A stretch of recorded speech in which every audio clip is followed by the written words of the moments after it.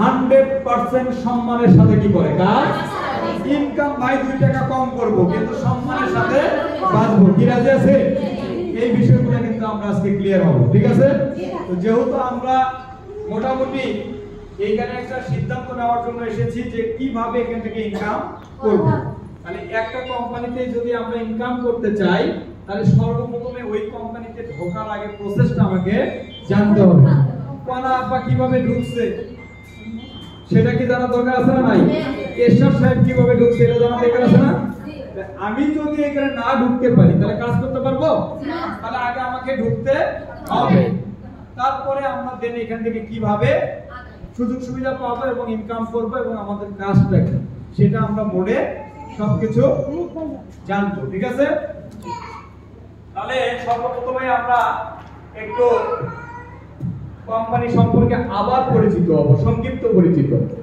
আজকে যারা এখানে আসছেন অনেকে বাড়িতে স্বামীকে বলে আসছেন, বাবাকে বলে আসছেন, মাকে বলে আসছেন, ভাইকে বলে আসছেন যে আমরা একটা হাতি কুমড়োর অফিসে যাচ্ছি, সেমিনার থেকে দেখতে যাচ্ছি, ওখান থেকে আসতে হয়তো 2 ঘন্টা বা 3 ঘন্টা দেরি হবে, কি এটা বলে আসছেন না? এখন আপনি কোন কোম্পানিতে আসলেন সেই কোম্পানি সম্পর্কে আপনি বুঝতে পারেন, বাড়িতে গেলে কি জিজ্ঞাসা করবে না যে তুমি কোন কোম্পানিতে গেছো, তোমার কোম্পানির নাম বলো তো দেখি? কার কোম্পানির নাম বলতে যা দাঁত দুটো ভেঙে গেছে, ঠিক আছে? কিন্তু আপনি কোম্পানির নামই বলতে পারতেছেন না, কি বলতে পারতেছেন না?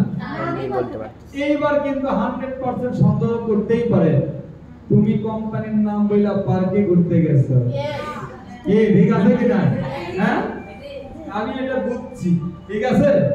মানে উনি অলরেডি কিন্তু বুঝে গেছে, মানে আপনি কোম্পানির পরিচয়টা দিতে পারতেছেন না বিধায় উনি সন্দেহ করছে, কি ঠিক আছে কি না?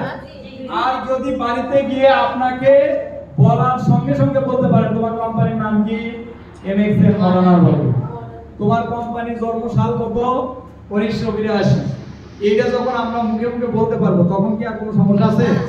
তখন কিন্তু উনিই বলবে যে না তুমি একটা ভালো কোম্পানিতে গেছো, কি ঠিক আছে? নারীদের জীবনে সবচেয়ে বাধা বেশি, কি বেশি না?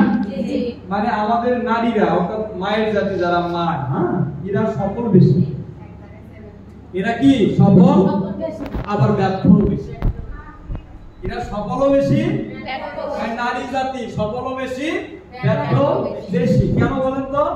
কারণ একটা নারী যখন একটা বাচ্চা জন্মগ্রহণ করে তখন কিন্তু সে সফল একজন মা, ইয়েস অর নো? কি সফল একজন মা না? সফল একজন মা। কিন্তু একটা নারী যখন তার কর্মজীবনে পা রাখে